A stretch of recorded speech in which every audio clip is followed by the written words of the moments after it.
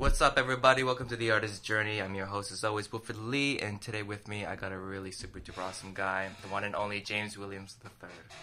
Hey, everybody. What's going on, man? Not much. Yeah, so thanks for coming over. I was really looking forward. We've been talking for a while. Mm-hmm. Every time we go to different events and stuff. I think last time we were at Adam's auction. Right, for his, just before we leave, and a really nice guy, too. I'd actually wish I'd got to know him better before he left. No, he's an asshole. No, he's a great guy, too. And, yeah, it was great. He was had a lot of cool shit, and that was a great idea, just going over there, and it was a good chance just to meet up with you. Every once in a while, we have a chance to do that. And for people who don't know, James is... within the expat community, he's also well known as a director working on a current project, also known as HPC, aka Haebangcheong. Mm-hmm. And for people who don't know what that's about, can you give them a little bit of a rundown? Certainly. Haebangcheong, it's basically is a brainchild of me wanting to return to Korea and actually do a web series, and reached out to some of my good friends that were actors that were like, no, we're tired of web series, we're not getting that many hits, you should turn it into a feature-length film. So about April last year, so this has been a year in the making, that I actually started writing and making it into a feature-length film about basically a gangster movie in Korea within our community, which no one hasn't done like a serious gangster movie yet. So we were just trying to figure out a way on how we'd be able to do that with the actors and with the skill level that we have here. Mm-hmm. So basically came up with an idea of fictionalizing Haebangcheong as this foreigner community that where marijuana is actually being used. It's like the only place in Korea that's really somewhat prominent. Mm-hmm. And not even Korean gangsters, in Korean society don't deal with marijuana. It's just taboo or something they don't do. Right. But this one gangster clan, ultimately pretty prominent in extortion throughout the years. However, Korea's changed. There are only but so many juicy bars left that are still profitable. So they decided that they will take their venture into marijuana game. So this family goes into Haebangcheong and forcefully recruits several of the foreigners that live there to either peddle weed for them or either to get their clientele up so that they can take it over.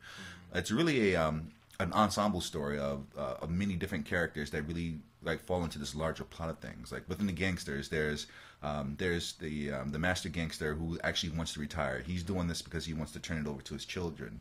Right. His son, who you just happen to play, the character Il, is actually the heir of this. But he's a bit more mean-spirited, as well as old school mentality of kind of glorializing what a gangster really is, and he has the temperament and drive to really truly bring that across. Absolutely. Then you have a sister who's a daughter, basically the good girl. I'm not going to say she's typical because she's really not, even though she loves doing aegyo and likes being cutesy. She really has this passion for wanting to join the family business, but your character, as well as the father, keep her, trying to keep her clean on the straight and narrow to do good things in life and not be like you guys. So, what's really interesting about that is, like you said, there hasn't at all been any form of a gangster movie in this sense, where like it has like the Koreans and like the foreigners involved, and it gets much more. And it's kind of more of a subject that's never been touched, especially with marijuana in Korea as well. So, why did you specifically choose Haebangcheong instead of like Itaewon or Noksapyeong, or do you feel like that's really close together anyways, that it kind of says it all in that space? It is all close together. There are several different reasons why I chose Haebangcheong. I love it there. It's like if I could live there, if it was more feasible for me to live there, I would. This is San Francisco as it gets there. Right. Yeah. So there's the community of all different types of foreigners that actually live there. Itaewon is cool. So is Gyeonggi-nan, but they're a bit more. Well, Itaewon's a bit more touristy. You get a whole bunch of different type of people that come there, whereas like Gyeonggi-nan is, I don't think it's a community as like Haebangcheong is. Yeah. The other reason is Haebangcheong literally translates to Freedom City or Freedom Village. Historically, with Korea being a colony to Japan, and it being so close to the base, because the Yongsan base actually used to be a Japanese base.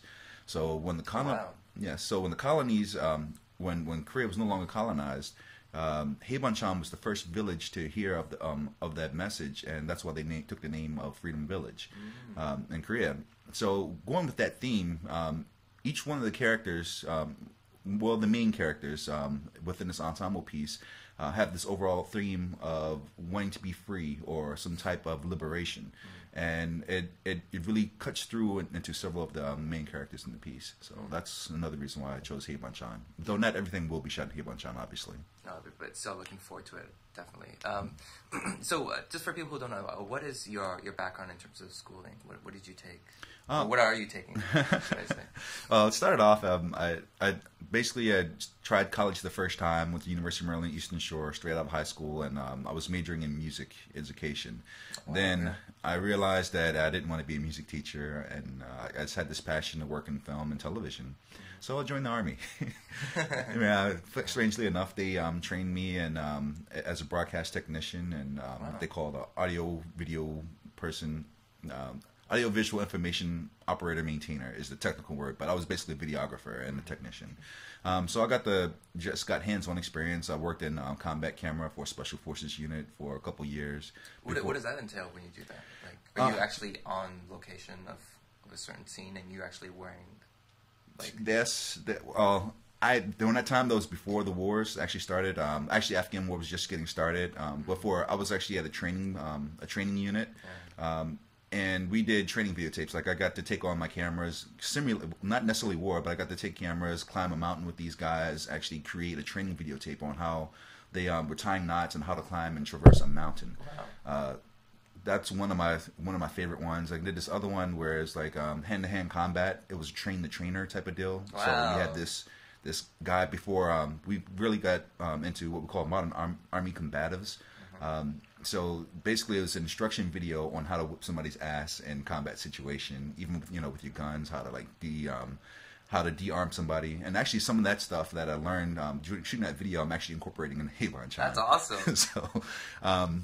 So that was my first assignment. Then after that, they sent me to Korea. Iraq hasn't started at the time, and I volunteered to go to Afghanistan, but they sent me here to Korea. I got to work at AFN Korea as a broadcast technician. Pretty much got to go up and down South Korea Peninsula, installing satellite dishes, working on studios, aligning cameras. So that's where my experience really, truly was rooted in. And then I became an officer, and then to finish my degree, I actually went to film school to Howard University, if you can't see that. Yeah. I went to Howard University Film School and earned a degree in film production. So then after that, I came back to Korea and then just started working in the community, just doing small projects for other people, as well as doing the 48 Hour and a few other personal projects of my own that just happened to be at the time where the community exploded into making film. So I've been doing that for the last few years and been working on my writing. Currently in graduate school at National University, earning an MFA in screenwriting. I'm actually in the middle of writing my 4th screenplay at the moment, and kind of funny, I'm stuck. I've exhausted my outline. I'm on page like 74, and I need to come up with at least 20 more pages before next week. Oh my God!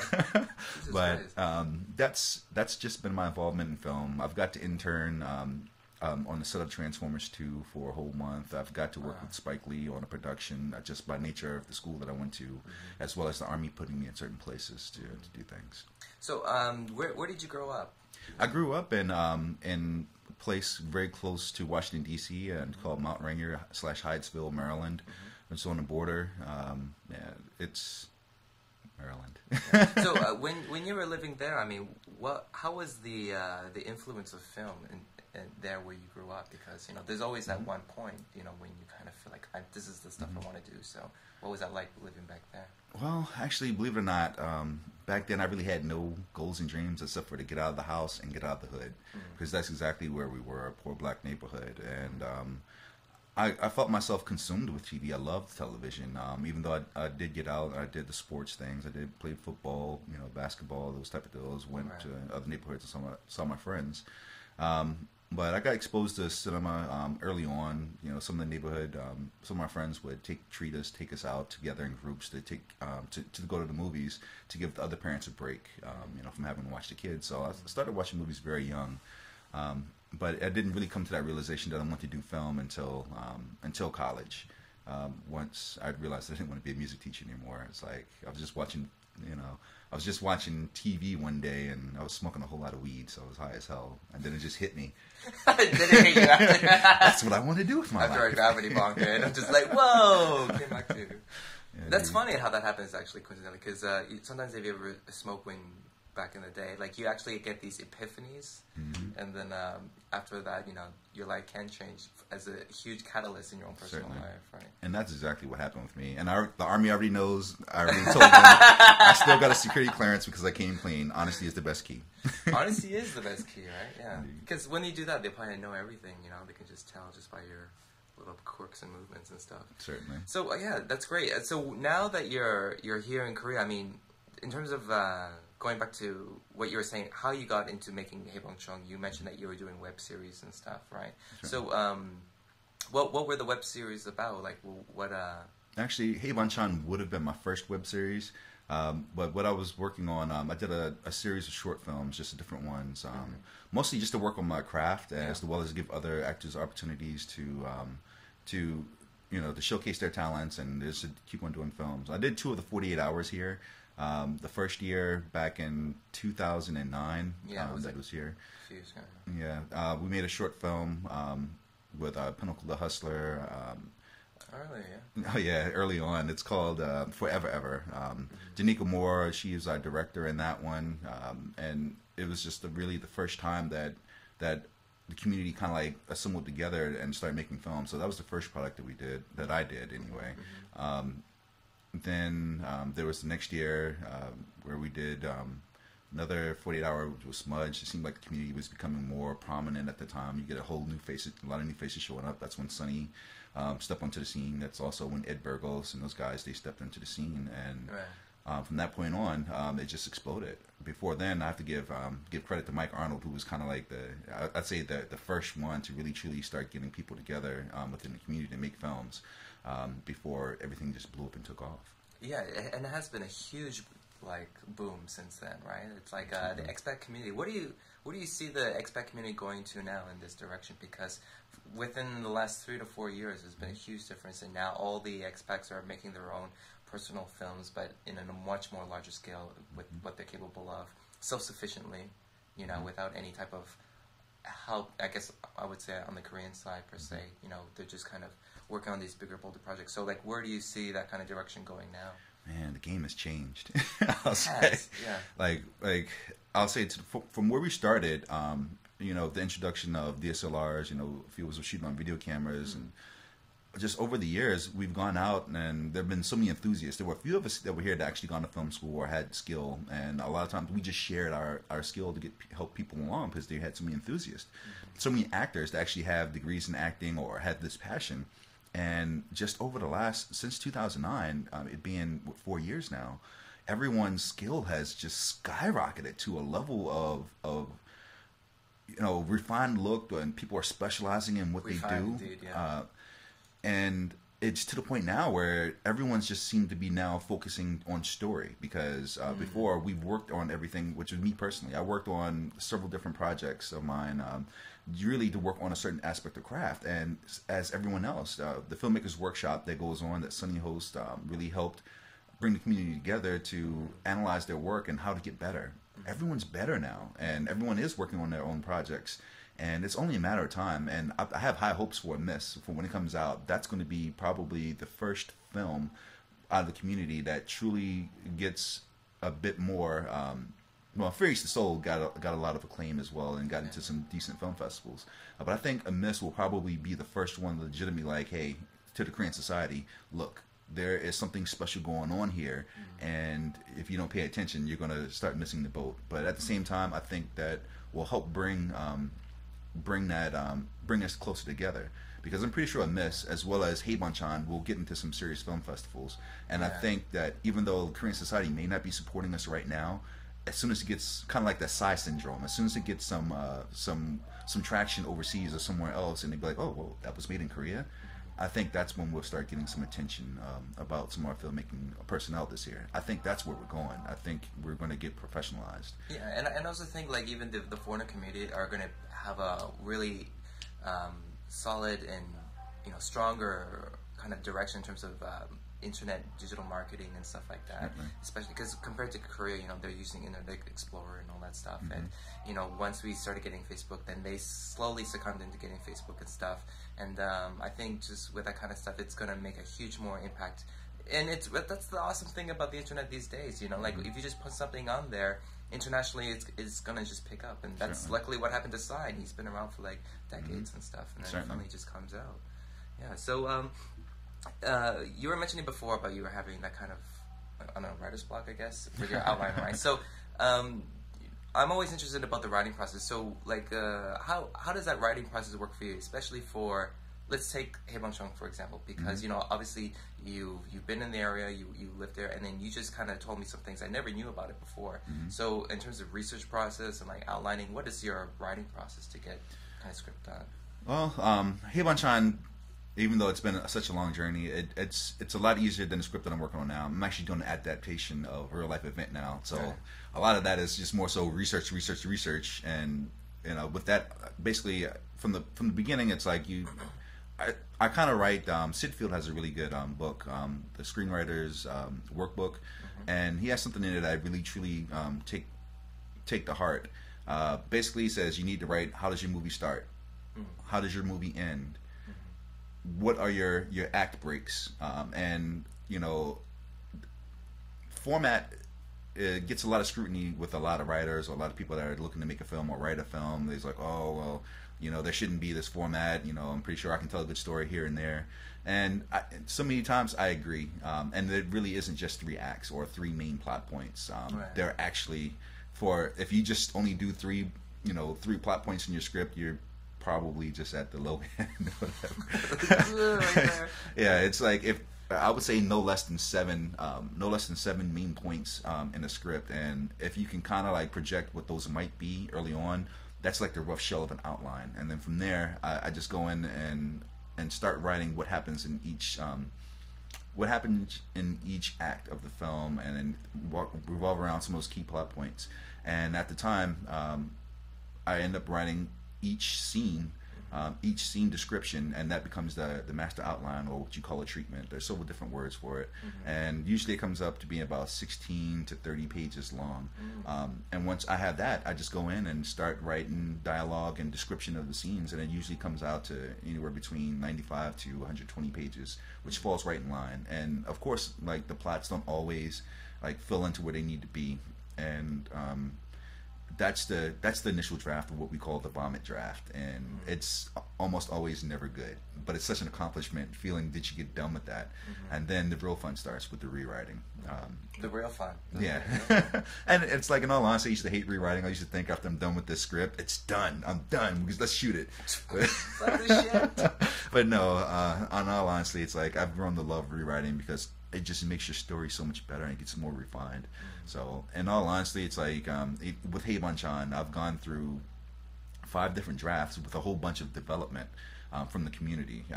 Because in the real world, as far as for Hollywood or anywhere else, if a script is going to go into production, you're going to rewrite it, a good 4 or 5 times before you, maybe even more, depending, 15 times before you call that the first draft. And once it gets bought or purchased, then it's like, now this first draft, and you're going to get these whole bunch of different executives and development producers to give you a whole bunch of notes, and then you go back and you incorporate that in there, and then they're chomping on the cigars with the Rolexes. Indeed.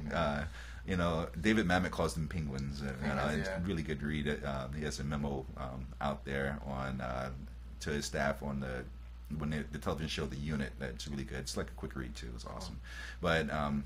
But yeah, so since there are no development executives, in our community, I had to bring in our community the people that have talent in reading, actors and what have you, and I had to bribe them with food. Which you're amazing at it, by the way. This guy is fucking amazing. You have the best food house. Where did you learn cooking in terms of? My best friend Patrick Nemo in the States and I, roommates. poor and everything. So actually kind of funny in college. That's not poor at all, man. That's like whenever you have like invites over your house, you have a whole shitload of food. It's amazing. It's cheaper to actually cook, good food and to serve it to people than it actually is to buy stuff. Yeah. So I figured like that's one of my secrets of production and getting people to work for me is to cook them good food. Like for Hey Manchan, when we go into production, I have a rule for my producers: no pizza school. We can have pizza, but not pizza school. Don't get school like pizza school. And no kimbap, so unless specifically requested. But no, me and my best friend Pat, we when I was in college and he was somewhere else, so we kind of got together and money was tight.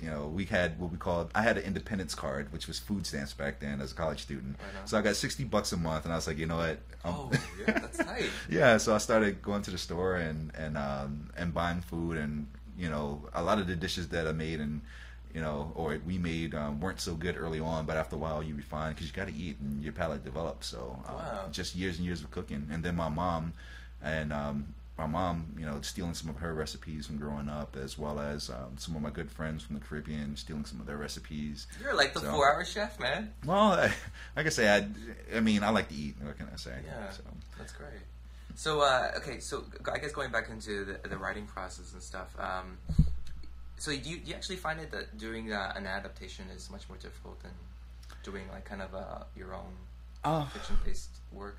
Because like, when we see a lot of movies, for example, Zero Dark 30, I've been hearing a lot of things about it, good reviews and acclaims, but apparently the main character, Maya, is like a culmination of several characters, and she's not even real at all and stuff. So when people see that, they might not know that kind of backstory, and then it kind of gives that kind of division, like what is supposed to be a film based on true events or an adaptation or like stuff like that. Yeah, well, what I've learned going through this writing process, and it's directed. My professor, she's done a few adaptations professionally, and learning this process, I've learned for one, you don't owe the source material. You don't owe it anything other than the spirit of the source material. Like if you look at the Curious Case of Benjamin Button, how that was adapted, it was a short story, and it was based in the 1900s.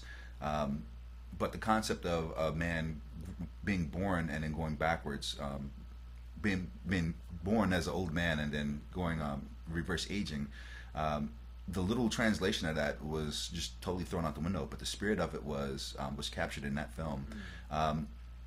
I believe that if you want a literal translation of a film, of a situation film, that's what documentaries are for. That's what they really are for. But the adaptations are dramatizations. I've found that I want to capture as much of the real stuff that happened, but it just doesn't fit in that structure or that entertainment. What's proven to be a good story from beginning to end, they rarely fit squarely into line with that structure. So a lot of times it's like if there's too much source material, you have to combine characters. And it's like, and I feel bad, because there are some people that should be attributed for their great work and things. But again, for the sake of telling the overall story or the honoring of the story, that spirit of the story, it needs to be done. Because if you had 5 different characters do 5 different phenomenal things, but that's 5 different stories that could go on forever. Right, yeah. But if you can combine them to like 1 or 2 people, those actions, then it's like, then you have something action packed within this 2-hour block that you're allotted to fill the story up with. Right. So it's the adaptation. It's not an easy thing, but I see it as if you give the spirit of it, and it's successful enough to tell a good story, then you've got at least educated people into some aspect of the concept of the source material. And those documentarians, the diehard, they'll do a documentary if there already hasn't been documentary on it, or maybe it'll prompt you to go read the book, or the graphic novel, whatever the source material is. But just so as long as you capture the spirit of it, I think that's what's important. So in terms of like you working in the Army and stuff, in terms of receiving like the practical experience of like working with all the equipment and stuff, how much has influenced in terms of filmmaking, in terms of gathering ideas and doing your own kind of thing? Well, the military, obviously, I write about or make films based off of life experience and my imagination. The military is one aspect of it. It's basically been opportunity. They provided opportunity as far as for pay, as far as for training, as far as for being able to travel around the world, military culture. Right. I mean, I coupled that with my experience actually being in college, actually being in a fraternity. Before that, growing up poor in in an urban neighborhood, and just all these different experiences just culminate into what developed me as a filmmaker, as a writer. The military, again, it's a catalyst. They're the ones that put me in Hollywood. They're the ones that helped me to continue on with my education and utilize me and utilize my skills, because it definitely benefits them. Right now, I'm currently a public affairs officer, whereas I do a lot of media engagement. So everything that they've helped me train to do in my personal education just culminates into my job and what they asked me to do.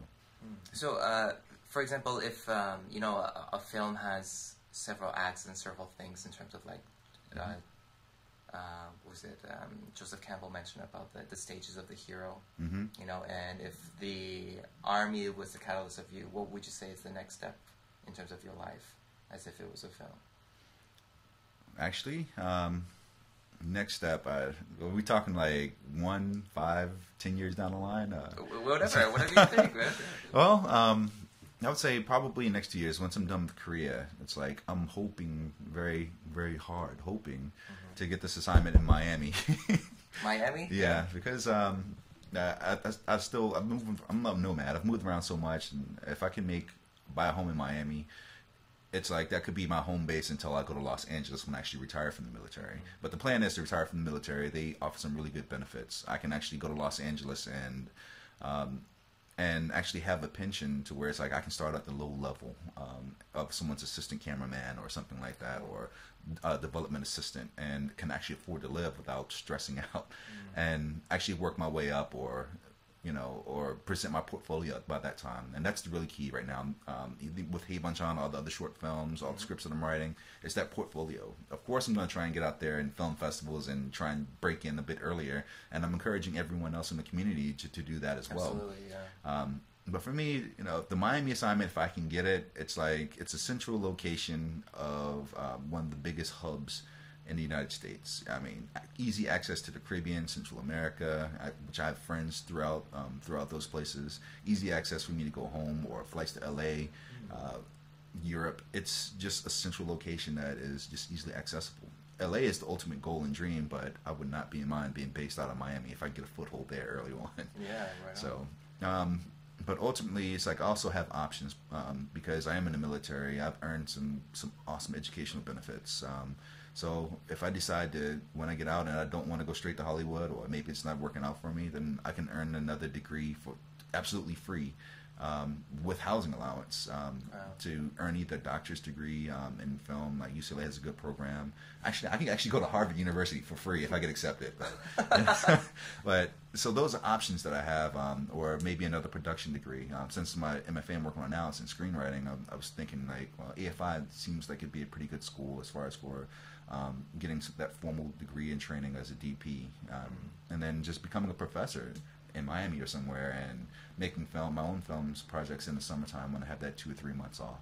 So I have a lot of options. I really do. That's awesome. So like the future is just open up, and hopefully, fingers crossed, to Miami. Eat amazing food over there. If not, I still haven't had a tour in Europe yet, so Germany or Italy looks pretty nice as well. Yeah, it would actually. So now in terms of developing, your own stories, I would have to say, like, a lot of filmmakers, writers, and musicians, they always have their own type of personal epics that they're working on and stuff. Like, if you think about Christopher Nolan, for example, like, he's been working on Inception for like decades, over 10 years. So when people see that, oh, it looks like he just made it like a few years ago. No, he's been doing it for a while, and it was after he gets to that point, then he can actually, hey, this is the thing that I want to do. So is there any type of like epic things that you've been developing since you've been starting, and you're just waiting for that one moment to just like take it all out and stuff? Absolutely. Yeah. Some of the scripts that I'm writing, it's like I would never want to direct unless actually. Oh really? Yeah. Yeah. Like the adaptation that I'm working right now. I'm not gonna say never.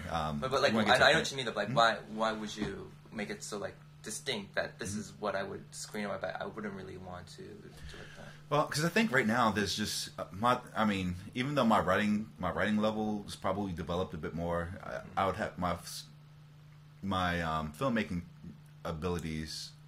I think that there are more talented people that I would like to see bring certain things to life. At this point in my life, unless that, hey, someone bankrolled it and gave me the DP, the DP that I want, then it's like, okay, I can kind of do it because you have so much talent, in doing it. But I guess I'm so much in the mindset right now of such small time production, micro budgeting, that even though I've seen what a big a big budget film looks like, it's like someone else with more experience needs to do this. And that's actually 2 of the 3 scripts that I've already written before fall within that character. Actually, another one is actually based here in South Korea. It's actually conflict with North Korea, dealing with cyber warfare. So I still have coincidentally. Yeah, I know. Holy shit. Right? Wow. I have a lot of rewriting to do on that, but the story is there. But that one, it's like I could direct that one, but it would still require a significant budget to do that. The film that I'm writing now is a story about 2 Army officers that were killed in the DMZ back in 1976, which almost caused World War III. So for something that big and that epic, it's like someone with more experience at my stage in the game right now should be directing that film that I see. Who knows, 10 years down the line, and then fine. But to answer your initial question, there are a couple of scripts that I have in mind that I would absolutely love to direct, but basically, I can tell you the concept of one that I really want to do, but it's going to take some time. It's basically it's copyrighted, so don't worry about it. It's all right. I've already got the outline. So. Yeah. But basically, it's like the story of a gun. The gun is a character. It's kind of similar to, I guess, drawn inspiration from Nas's story. I gave you power. It's a rap song. You can YouTube it. It's really good.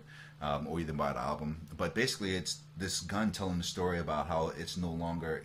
Nas's version is, I no longer want to be violent. And so he purposely jams up when he gets into a gunfight with his owner, and his owner is killed. And just when he thinks that he no longer has to kill anybody anymore, someone else comes and picks the guns up and runs off. So within the spirit of that, it's like the life of this gun from the time that it's machined and it's built.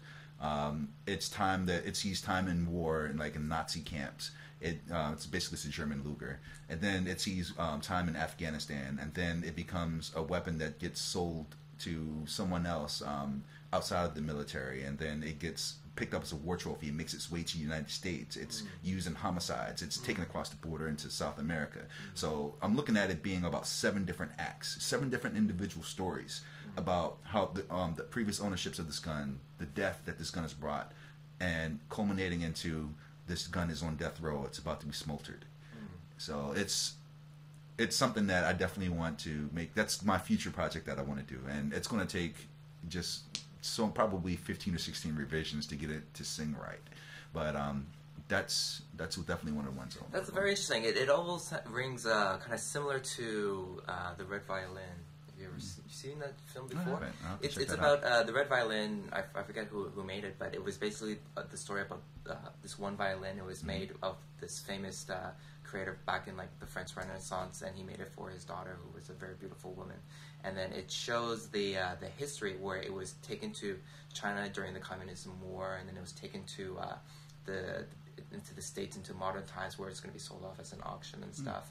And it's kind of interesting where it shows that kind of idea where the object itself is the character, and then everyone else around it is revolving, supporting, or side characters. That puts more, essence or more character into the, how can I say, the object of whatever it is. Yeah. I'll have to check that out. Yeah, it's a really, I think you'd really enjoy that one, and it has a really interesting twist at the end, I guess. Yeah. So wow, that's great. So in terms of just films, I mean, what was the first film that you saw that you were like, wow, this is the thing that I want to do? Well, I was actually watching that day when I had my epiphany. I was actually watching Behind the Music, VH1 Behind the Music documentary type of stuff. But I guess, I mean, there's certain films. It's like, and I don't have just one favorite film, but but Nolan Ryan is definitely his films. I mean, watching Memento, that's really kind of like set me off. Watching this film, The Prestige, it's just these films are just so intelligent, and just so captivating. I'm a big Guy Ritchie fan, a big Quentin Tarantino fan. Did you see Following from Christopher Nolan? Oh, I haven't. That was his first film. That was the first film I ever saw from him, because when probably the same situation, when Blockbuster was still around or something like that, or you'd go to the place and there was this one lady, she's like, hey, she was Russian, have you seen this film before? And then I was like, no, what is this? And it was like all black and white. It was like Christopher Nolan. Okay, I'll check it out. And it's about this writer. He has writer's block, and he's in his house. And he doesn't know what to do. He's just staring at his typewriter. So he decides to go outside, and he starts to follow people in terms to get research ideas and get certain things. And then during his traveling, he sees this one guy with a briefcase and a nice suit, and it's in London. He's just like following him all around. Follows him straight to a restaurant, or a diner rather. He sits across from him. He just orders whatever, soup or whatever, and he's just like playing with his napkin. He's not writing anything. He's just looking at this guy, and the guy's just having a tea, looking out, and he starts to leave, and then before he leaves, he goes back and he sits on the same table as the writer, and he says, okay, who am I? And the guy's like, I have no idea what you're talking about. So he goes, fuck off, you've been following me for this whole time, tell me who you are. And then he goes, are you gay? Like, no, I'm not gay. And he's like, well, I'm just a writer, I'm just trying to do these type of things. And he goes, oh, I see. And then he says, your suitcase looks interesting. And he goes, okay, we want to check it out. And he checks it out, and he's like, oh, you don't look like a thief. And he goes, I'll take that as a compliment. And then from that point on, it just changes. The whole story changes. It goes about how to be a thief and stuff. And it was a really, really interesting theme. And from there, you can see those, I don't know, it kind of feels like the styling or the accents of Christopher Nolan. He has like this very distinct thing in all of his films that you can, even in Batman, you can see this is like a Christopher Nolan kind of a thing going on. And also, that's 2 movies that I gotta catch up on now. Yeah, Thank you. That's a great film, man. Yeah, totally. So after so now in terms of movies and stuff now, where do you how can I say?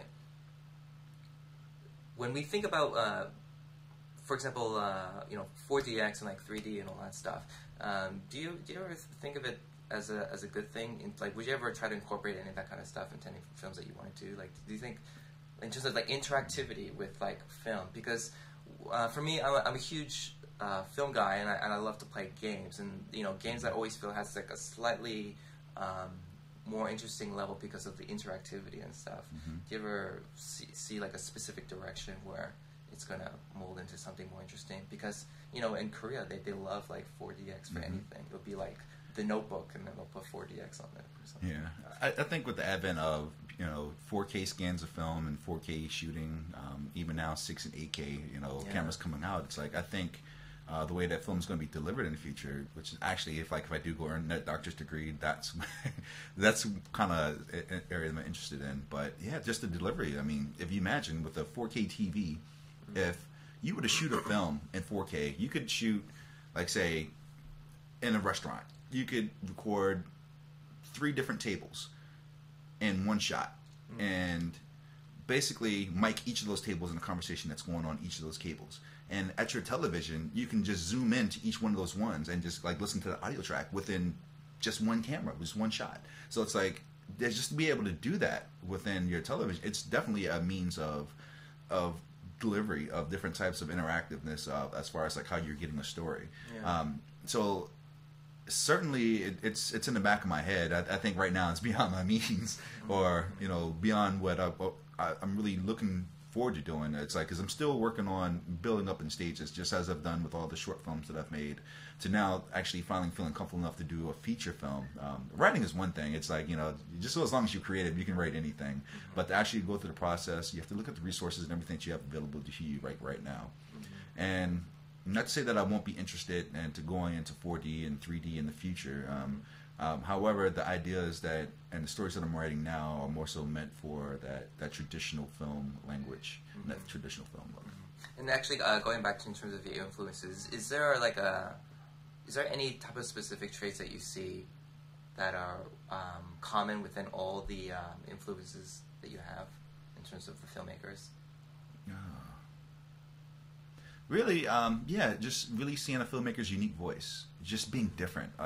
That's why I love Nolan Ryan. That's why I love Guy Ritchie. That's why I love Quentin Tarantino. Some of my favorite filmmakers, because they're not afraid. I mean, they had the opportunity, to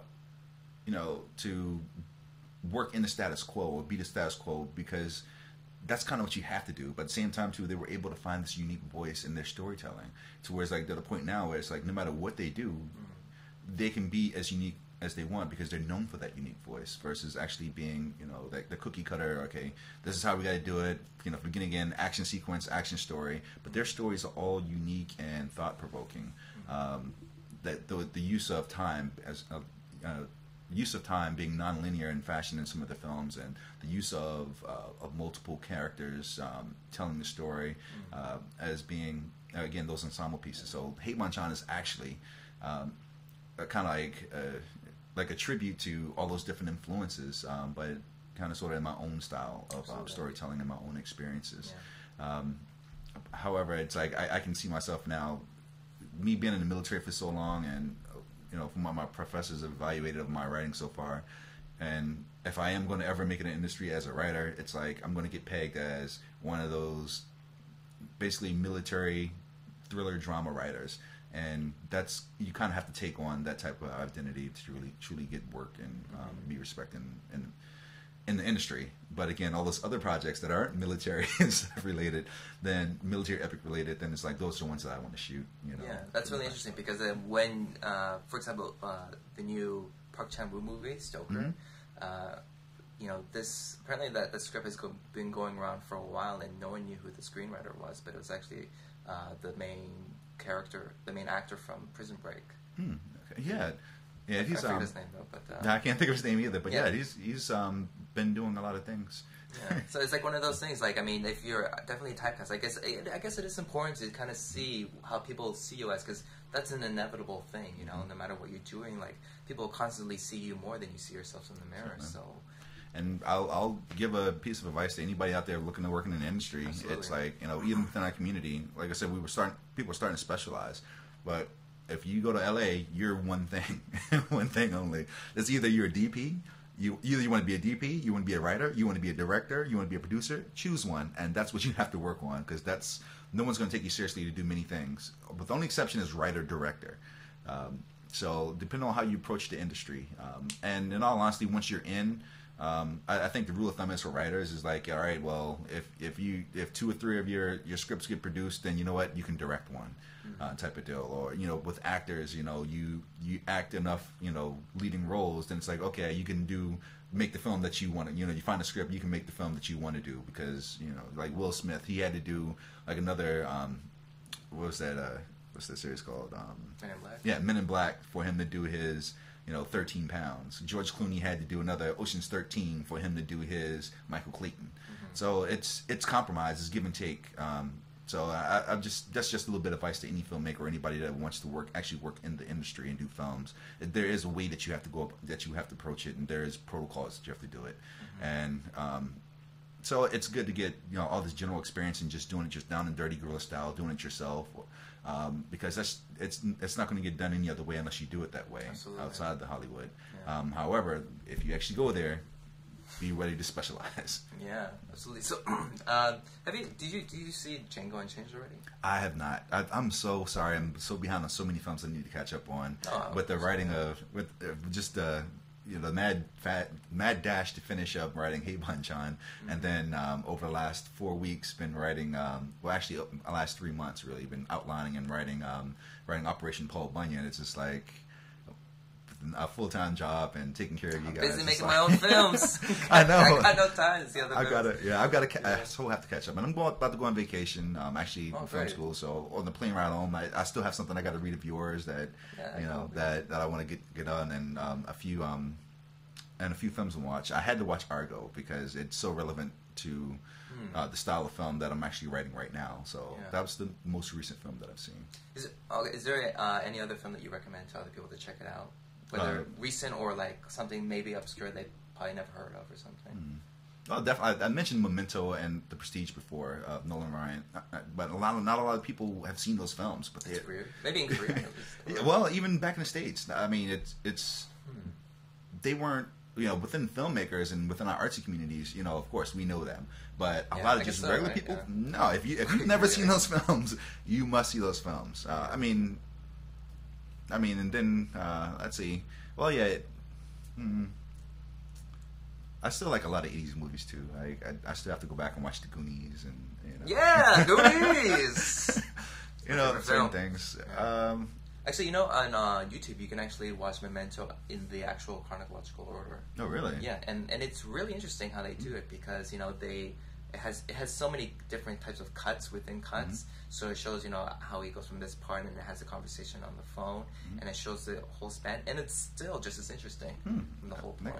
Definitely have to do that. No, that's 3 films. It's on YouTube too, man. You can just check all that stuff on YouTube. I got so much time on my hands. I gotta cater all these things back to you and show you. Yeah, but I do need to catch up on a lot of films. I mean, and my plan is after I write this script, we're still in pre-production right now, and my producer Joseph Kim and Turn Blake are really doing a great job right now getting things set for me while I take a step back. But that's really important too, to have that kind of support where people actually like, hey, we want to help you do this stuff. And I wouldn't be able to do it without the help of everyone. Absolutely. So hopefully over the next month I'll have some time to just to sit back and just enjoy film, read a couple scripts, read a couple stories, and just catch up, and then come back with a fresh set of eyes at the beginning of May, and have a great outlook on what's going on in our community. Mm-hmm. So I remember you already mentioned about a while back, just about in terms of writing, the passion of how you enjoy rewriting, but in terms of the writing process, the shooting process, and the editing process, is out of those 3, is there one that you enjoy the most? Yes, I love DPing. I just love being able to show up on set with cameras and capture the magic that goes on. That is my absolute favorite thing to do, and it's the least stress. Just to show up with your cameras, make it look good, capture it, hand them the memory cards or hand them the film stock, and then you're out. And then several months later, something magical happens. I love that. But I equally love writing as well.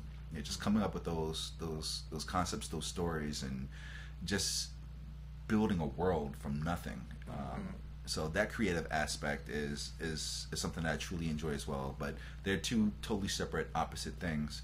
And it's pretty interesting, right? How opposite they are. Yeah. Yeah, but it's like one means kind of helps brings them to life. And believe it or not, I'm not a fan of directing so much. But DPing and writing are my 2 favorite things. Wait, wouldn't directing be interesting, because that's the part where you got to tell and kind of narrate to people exactly how you had the thing on paper, and then kind of explain to them, how they express it to it in real life and stuff. Yeah, I mean, the director's position is just glorified in so many different ways. People want to tell the story. They take the story if it's if they're a director getting another script, and then they make it theirs, which is totally fine. It's the director's vision, which you end up seeing on the big screen. And it takes a lot of leadership, and it takes a lot of knowledge, and it's really good, for people that truly enjoy it. And I enjoy it. I'm not going to say I dislike it or anything. I mean, because I love seeing the performance. I love seeing it come out. There are other aspects I enjoy more, though, which is the writing and again, the DPing. But there's absolutely projects that I must direct because, from conceptually to, the end that I want to do. And there are other ones that's like, what? Like I was mentioning before, someone else can direct this, and I'll just be happy seeing it come to life. Or I'll go on someone else's set and help them bring their dream to life. I just love helping out people for one, and I love the process. But it's a large undertaking being a director, and like even with Tape on Channel, even those short films that I've done, it takes something out of you, and it's rewarding at the end, but it's like, okay, I don't want to do this for another year or so. Oh my God, yeah. I'll help you out with yours, or I'll write something, but then you kind of build back up into it again. So for those directors that can keep on going at it, that truly love it, and that burn out that energy and stuff. And it's like there's a lot of great things with it, but I'm more addicted to the writing and DPing. That's great. So in terms of writing, again, I mean, besides from the Project Paul Bunyan one, your personal stories, do you feel like they exist within the same type of world, universe? Like when you see a Tarantino film, like they all have within that same type of feeling and universe. Like, is that how you approach your stuff, or do you kind of just feel like they're all kind of separate entities? No, absolutely. I mean, each each screenplay that I write, or I would say most characters that I write have a bit of me in them, just because of my experiences, how I see the world, how I perceive the world. Research, is one thing, but it's easy to draw off of personal experience. And if you have such a large amount of life experience as far as dealing with people, relationships, different types of work, careers, it's like that just adds that much more flavor and authenticity to the world that you create and the characters that you create. I'm not sure. Did I answer your question? No, yeah, definitely. It's because for example, like we said before, well, I guess for myself, like when I approach a story, whether this one is in modern times or this one is like in the future or something, I kind of feel like if a reader were to read this, they might first think of it, oh, these are two completely different stories in different times. But I guess I try to, in a way, try to contain them within the same universe of that story's world. So then later on, I guess it kind of helps, in a way, help me to connect all these different things. And then later on, it can kind of give more potential to more stories in between or before or after that. So, like, is that how you also approach it as well? Or do you just...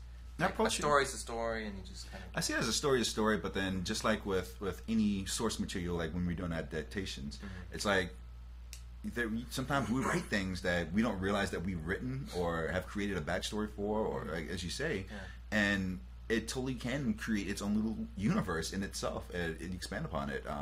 So I totally see what you're saying. I don't intentionally, well, sometimes I do. Like with Hey Chan, I'm intentionally, there's always a backstory to each character that I write. There's always a backstory to what happened before and what's happened afterwards. And when we make our films, it's just like we're just taking that slice of time, that moment in time, and there has to be a cutoff point before and after, because films are linear and they happen in a certain amount of time. So all this information that's before and after, each character has something that's happened in the past and has something happen afterwards. So there's always that potential for something great to come out of what you created, or which is why there's so many sequels and prequels out in the world today. Yeah, absolutely. So even if you can intentionally approach a world that way, and you can not intentionally do it, but the potential is still there. It's always there, no matter what. Yeah, it's really interesting. You mentioned about like prequels and sequels, and I guess there's been a lot more than usual. Like it's kind of weird because every time when I read like comic books and stuff like that, like Superman, Batman, Spider-Man, all those stuff, they've always been remade. Like Spider-Man has been remade like constantly within the past 10 years. And when you look at like Japanese mangas and stuff, when they have a story of a specific character, beginning, middle, end, they're dead. Yeah, that's it. And it's like a legacy. You're like, wow, like Astro Boy was amazing, or something like that. They'll never bring a remake out. And if you're lucky, their son or daughter may come up and tell the next chapter. If you're lucky. Yeah, but I think that's what happened with Hayao Miyazaki. He did Spirited Away and stuff, and his son was always in the shadow of what he was doing, and he always wanted to make his own story, but his dad would say, "You're not good enough." And then later on, he made his own film, and then finally he saw his son's film. He's like, "Yeah, that was not that bad." You're okay. Yeah. But yeah, it's the reason why there's so many are getting made is because there's just established franchises that are out there that are going to be. Superman's going to stand the test of time forever. So is Spider-Man, and since printing is kind of like going to the wayside, it has to be reinvented for the masses. And the comic book industry, they know this, and they're changing with the times. So whenever you have a good franchise or a really good story and people want more of it, which is, Pixar is famous for all their Toy Story films or their animated films. If you reach an audience and you compel them to want to see your movie, you give them more, then you're going to make, you're going to feed that more, you're going to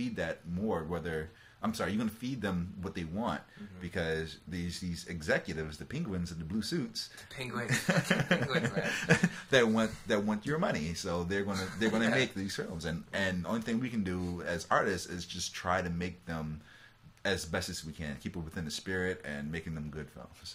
Do you ever feel that would affect all of the like new aspiring writers or filmmakers who want to make new original content, because that's also like a double-edged sword, right? Because like these really well-known characters or stories are being franchised, remaked, and revitalized, all that stuff.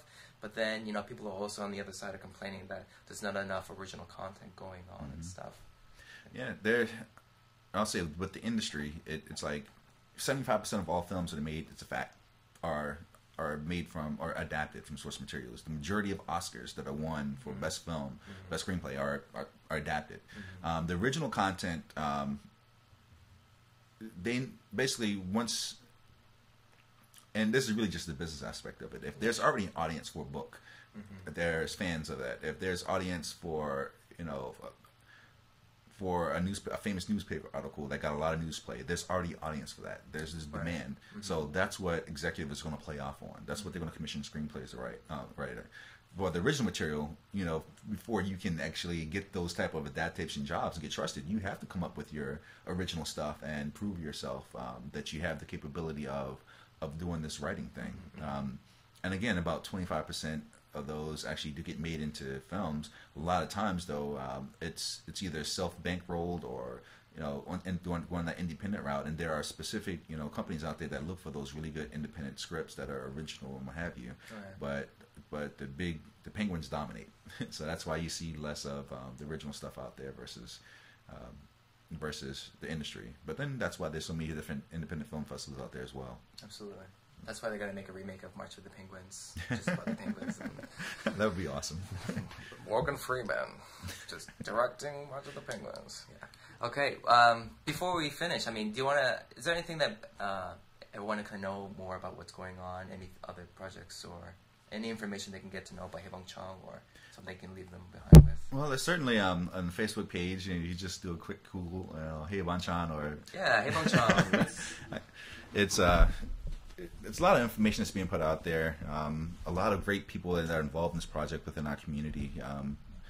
It's like, even though I think the primary audience for Haebong Chung is, you know, expats in Korea as far as for us here. Yeah. But really, the audience in the United States would be, you know, something that people will go to South by Southwest Film Festival. But Haebong Chung the movie, if you type that in, do a Facebook page on your Facebook search, Haebong Chung the movie, you should be able to find the page, like the page, and currently get a lot more information that we're putting out there. Like currently right now, we still have some cameo roles, some smaller roles that we're advertising on there right now as well. Right. And anytime that there's someone that earns a role, we kind of put that out there, or let you know how production's going, writing process is going, as well as just keeping you generally informed. So we'd appreciate your support for you guys to come out with that. Yeah, it's going to look amazing. It's going to be awesome. I'm looking forward to it. It's going to be when you're going to start shooting it in summertime after you come back? Mid-June. We'll start shooting film in mid-June and on the weekends, because it can't take up too many people's times. But, you know, again, I'll be feeding them well, so hopefully they'll be happy to work. Perfect. And we have to take a break in August. Military, you know, duties calls. And start up again in September when one of our actors, Khalid Tapia, when he gets back. Yeah, Khalid, yeah. But yeah, he's a great guy. If you know people from the community, it's like Khalid Tapia, he has a role, you have a role, Kent Kim has a role, Vicky Eisenstein, Jennifer Yoon, just some of the people that are lending us their talents, have done great things on other projects before. So kind of like put it together like a ringers list, you know, kind of like an A game. You know? Absolutely, you got to bring the full roster. You got to bring everyone's A game. It's gonna be great. Okay, so yeah, thanks again, James. I really appreciate you coming out. It was such a great time. It's been a pleasure. Awesome, always a great time. So again, you guys can check it out. It's on Facebook.com/Haebong Chung the movie, and you can check it out. Like the page, you know, like it. There's a lot of good things going on there. Also, check out our Facebook page. Facebook.com/My Artist Journey. We always put inspirational posts, memes, blah blah blah, all that kind of stuff. And yeah, thanks again. That was an awesome time. And guys, just keep in touch and look forward to the next one. So we'll see you guys next time. Be cool, have fun. Later. Bye bye.